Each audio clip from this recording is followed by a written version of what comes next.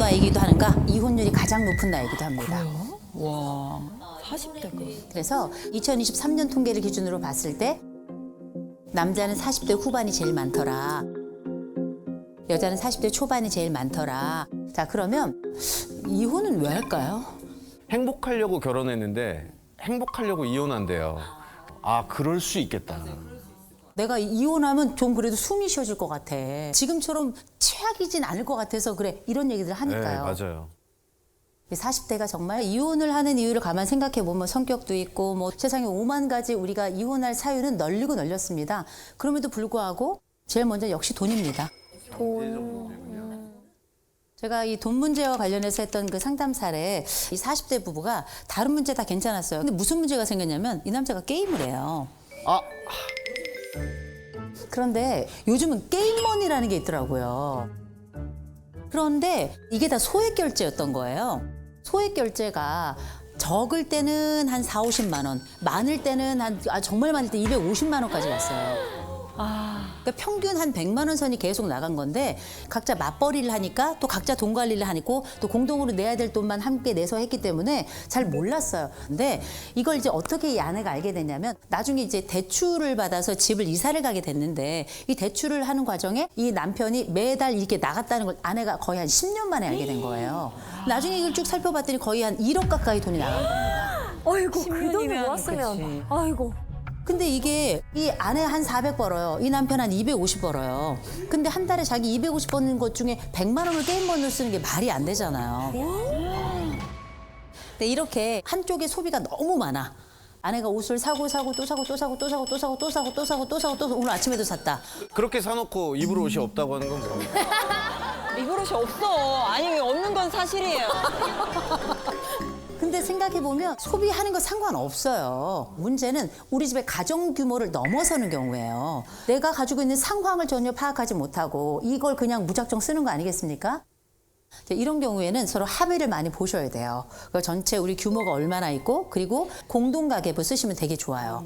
그러면 눈치가 보여서 쓸 수가 없어요. 눈치가 보여서. 그러나 이 사람이 원하는 만큼은 아니지만 이 사람이 뭘 써도 괜찮은 그래서 필요한 소비를 정말 적절하게 할 수 있을 만한 이 사람만의 용돈 공간을 좀 주셔야 돼요. 그래서 이 사람의 용돈을 딱 정해놔서 이 범위 안에서만 쓰도록 하는 거 이런 것도 좀 방법이 될 수 있겠죠. 그리고 두 번째 자식 문제가 있습니다. 40대가 되면 또 자식 교육 문제가 굉장히 큰데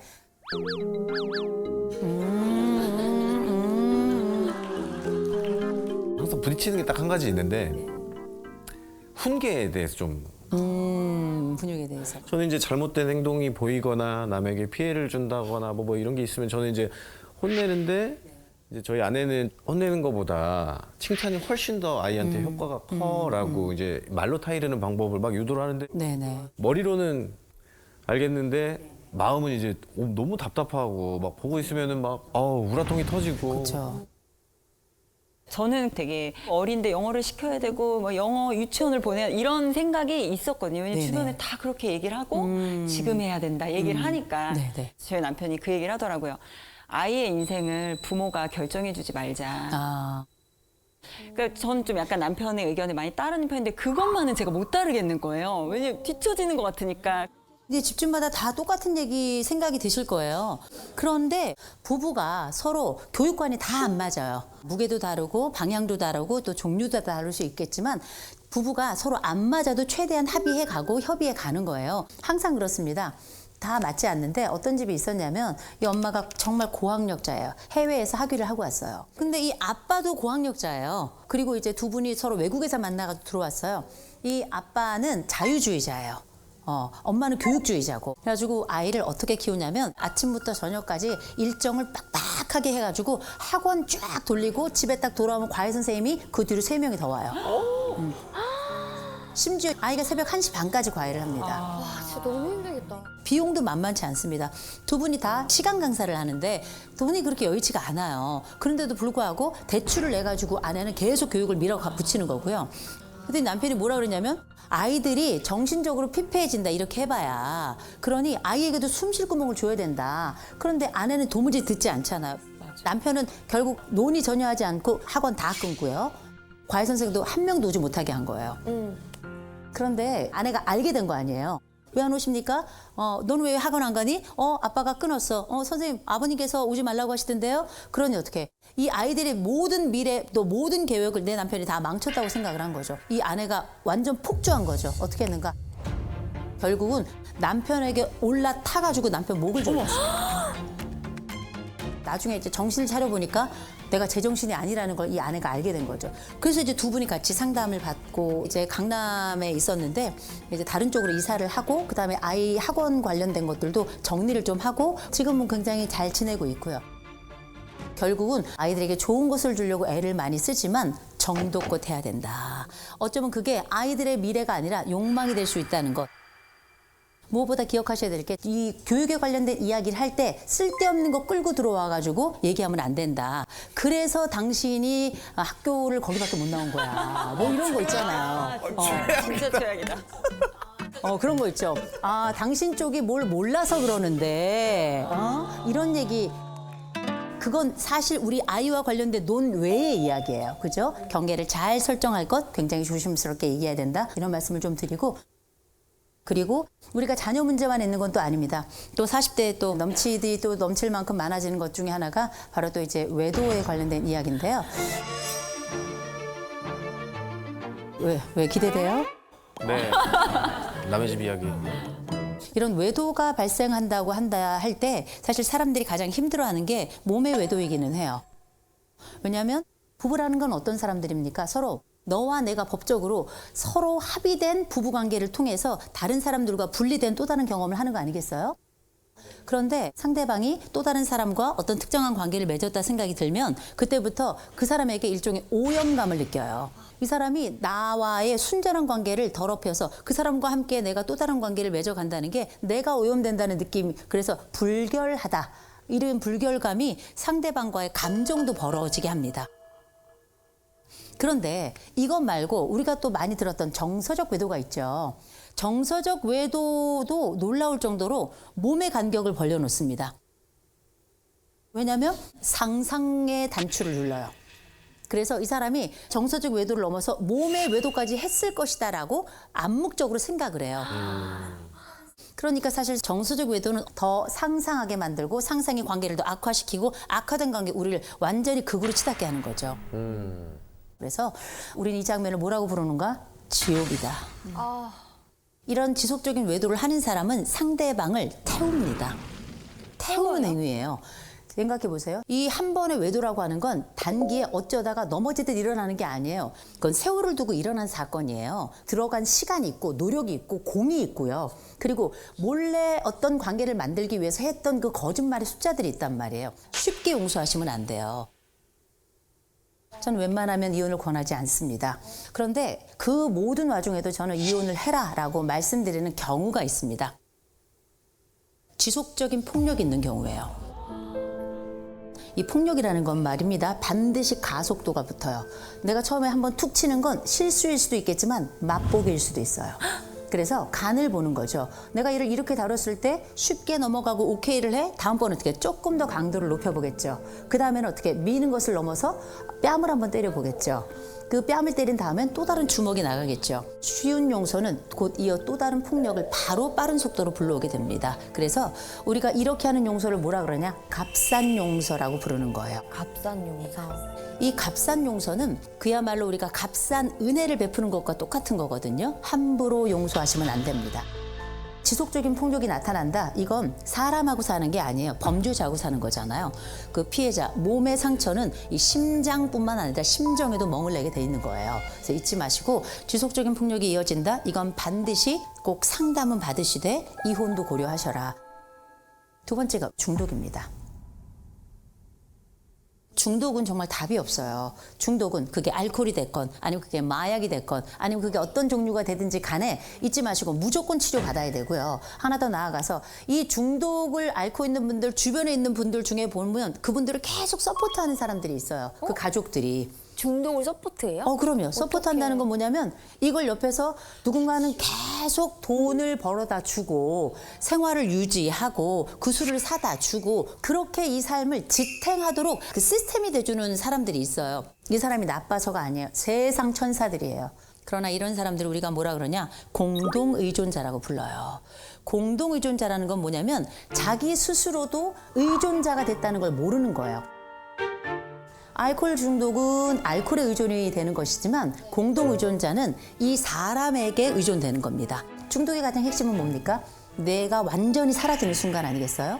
누군가 엄청난 그 중독 상황에 있는 사람을 돕는 그 모든 순간 나는 완벽히 사라지는 거거든요. 이런 안타까운 현장들이 우리에게 40대의 아픔으로 다가오고요. 이런 40대의 아픔들로만 끝나지 않습니다. 우린 또 나이 들어 50대에 접어들게 되죠. 50대에는 또 다른 차원으로 들어가요. 50대가 되면 그때가 되면 애들이 꽤 많이 컸어요. 애들이 이제 따로 떨어져 나가서 독립적으로 살아가는 아이들도 있고 경우에 따라 결혼 아이들도 있고 그런데 그렇게 되면 아이들이 그 빈 공간이 나타나게 되죠. 실제 우리가 대학생 아이들을 둔 부부들이 상담하러 많이 옵니다. 많이 오는데 대학을 간다는 게 기숙사로 가는 경우들이 꽤 있잖아요. 아니면 자취를 하거나. 근데 이 엄마가 너무 힘들어하는 거예요. 너무 힘들어하고 애들이 너무 보고 싶어하고 약간의 우울감을 느끼고 그러다가 이 엄마가 이제 정신과를 다니게 됐어요. 정신과를 이렇게 다니다가 그 정신과에서 같은 정신과를 다니는 한 화가를 만났습니다. 화가를 만나가지고 눈이 맞았어요. 눈이 맞아가지고 더군다나 이 내가 사랑을 퍼부었던 자리 이 자리가 비어서 내가 아파서 거길 갔는데 그 자리를 누군가가 채우면 내 아이만큼의 사랑이 거기에 들어갑니다. 그 완전히 또 다른 차원의 다른 사람이 돼버린 거죠. 그런데 이 사실을 결국 남편이 알게 됐죠. 남편이 결국은 이 뒤를 밟아가지고 화가가 있는 그 집을 이제 급습을 한 겁니다. 이 자리에서 막 다툼이 나고 그랬죠. 결국 이래저래 싸우다가 그 집에 불이 났어요. 불이 났어요. 그런 상황이 딱 벌어지고 나서 이 아내도 이제 연기를 막 흡입하고 그래서 병원에 딱 갔단 말이에요. 병원에 딱 가서 이 여인이 눈을 딱 떠서 보니까 남편이 그 옆에서 아내가 혹시나 어떻게 될까 봐 울고 있더라는 거예요. 그걸 보고서는 이 아내가 내가 미쳤었구나. 내가 돌았었구나. 그렇게 다시 마음 먹고 두 부부가 같이 이제 상담을 받으러 온 거예요. 상담 받으러 와가지고는 이제 다시금 사과할 거 사과하고요. 그 다음에 이 아내가 도대체 어떤 이유로 이렇게 이 빈 마음이 되기 시작했는지 설명하고. 근데 이 부부는 이혼했습니다. 제가 이혼하라 그랬어요.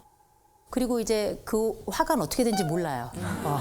어떻게 된지 잘 몰라요. 또 이렇게 아픔을 승화시켜서 예술로 승화시켜지지 않았을까 이런 생각을 해보는데 근데 문제는 우리가 이렇게 아이들이 성장해서 나가면 이런 세대들이 나갔다가 계속 이제 자기의 일가를 이루고 결혼도 하고 이렇게 살면 좋은데 이것들이 또 다시 겨들어와요. 이런 류를 우리가 뭐라 그러냐면 리터루족이다 이렇게 부르죠. 예. 처음 들어봤어요. 캥거루족은 많이 들어봤어요. 캥거루. 네. 캥거루족, 리터루족 같은 족입니다. 그 족이에요. 근데 우리나라에서만 심한 겁니까? 아니면 전 세계적으로 다 그렇습니까? 이건 전 세계적인 경향이에요. 지금 영국도 난리예요. 외국 애들은 다 18세 되면 다 나가는 독립이잖아요. 거잖아요. 예. 안 나가요. 아이들이 나 기둥 붙잡고 절대 안 나간다고. 왜냐하면 경기가 너무 어려워요. 먹고 살기가 어렵고 나 혼자 집을 구하기가 너무 어렵고 그래서 이런 캥거루족 문제는 전 세계적인 문제이긴 한데 우리나라가 유독 20대가 지금 80%가 넘습니다. 근데 우리나라가 뭐 물가 굉장하죠. 집 사기 어렵죠. 또 결혼도 아직 안 한 상태죠. 그러니까 이 친구들이 나가면 이제 또 다시 부모가 못 들어올 것 같기도 하고 그래서 아예 안 나가는 경향도 많이 있거든요. 이 시간을 빌어서 좀 부탁드립니다. 좀 나가라. 좀 나가주라. 좀 나가줘. 우리도 좀 살자. 대신에 이 말씀은 드려요. 데드라인을 정하셔야 돼요. 심리적 탯줄은 부모가 먼저 끊어야 돼요. 확실합니다. 처음 탯줄을 끊었을 때는 아이가 울어요. 아이가 울잖아요. 성인이 되었을 때 심리적 탯줄이 끊었을 땐 엄마가 우는 경우가 많습니다. 엄마가 우는 경우 많지만 그러나 이 악물고 이 아이들의 독립이 우리의 최종적인 목적이었다는 걸 기억하셔야 돼요.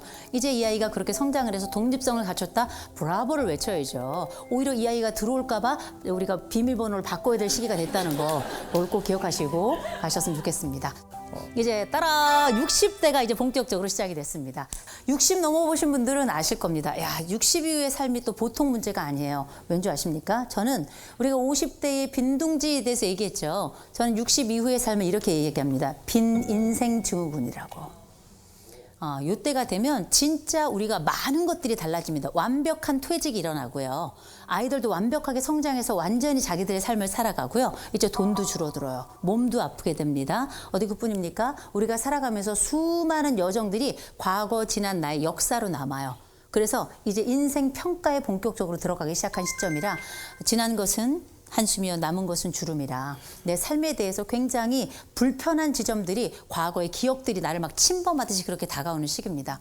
이 시기에 우리가 어떻게 살아가야 될 것인가가 굉장히 중요하겠지만 부부는 또 얼마나 중요합니까? 지금의 60대 이상의 삶을 사시는 분들 있죠? 이분들 베이비 부모들인데 이 산업화 세대 사람들이 첫 번째로 이혼을 본격적으로 시작을 했다면 산업화 시대 이후에 베이비 부모들이 황혼 이혼을 시작한 첫 번째 주자들입니다. 그래서 이분들이 본격적으로 야 우리가 늙어도 이혼을 할 수 있어라는 걸 대대적으로 보여주신 분들이시죠.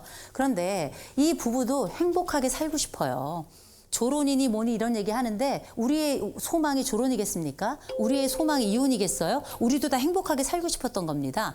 그러나 우리 삶이 녹록지 않았기 때문에 지금 이 나이에서라도 앞으로 우리가 살아갈 날이 창창하니까 지금이라도 나의 행복을 찾겠다라고 그렇게 이혼을 선언하고 조론을 선언하고 이혼을 선택하는 거거든요.